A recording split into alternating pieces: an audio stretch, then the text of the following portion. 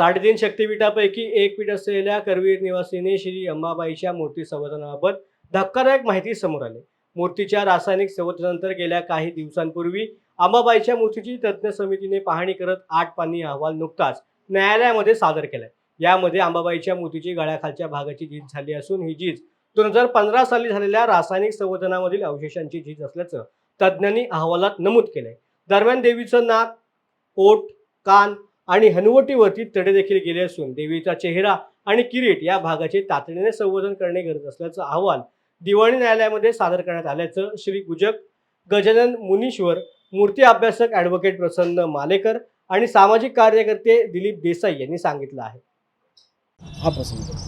करवीर निवासिनी श्री महालक्ष्मी अर्थात आई अंबाबाईच्या मूर्तीच्या संवर्धनाबाबतीत जो दावा प्रलंबित आहे न्यायालयापुढे, तर त्याच्यामध्ये जी तज्ज्ञांकडून पाहणी करण्यात आली साधारणपणे मार्चच्या 14-15 तारखेला, त्याचा अहवाल आज न्यायालयापुढे सादर झाला। तर त्या अहवालामध्ये अशा बाबी नमूद आहेत की 15 साली जे रासायनिक संवर्धन या मूर्तीचं करण्यात आलं, त्या संवर्धनाच्या वेळेला जे साहित्य वापरलं गेलं, जे द्रव्य वापरलं गेलं, त्याचा मेळ किंवा ते साहित्य मूळ पाषाणाशी जुळवून न घेऊ शकल्यामुळं मूर्तीच्या त्या संवर्धनावरती दिलेल्या लेपाला तडे गेलेले आहेत आणि त्यामध्ये चेहऱ्याचं नुकसान मोठ्या प्रमाणावरती झालेलं आपल्याला पाहायला मिळतं।